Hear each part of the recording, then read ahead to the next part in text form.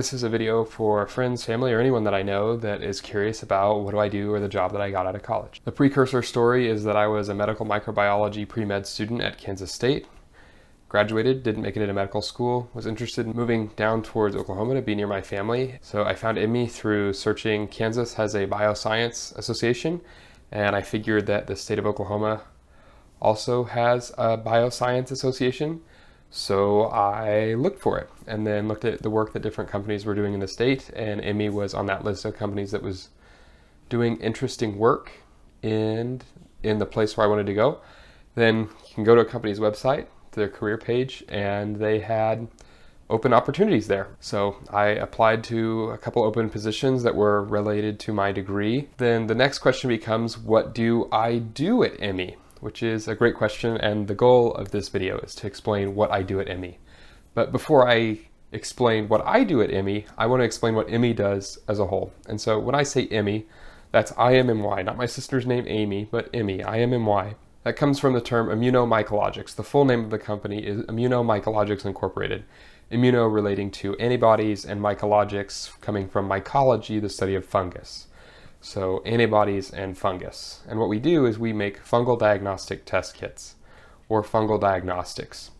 So in the clinical setting, which would be on the patient-facing side, a patient will go into a hospital, clinic, doctor's office, and they, for example, may have their blood drawn. The question is, does that patient have antibodies against the specific pathogen we're thinking about? And we make the reagents for that test to be completed in that doctor's office or hospital lab. So IMME manufactures fungal diagnostics. They go all over the world, their main product being CRAG. If you're interested further on products that IMME makes, you can go to their website at imme.com, IMMY.com.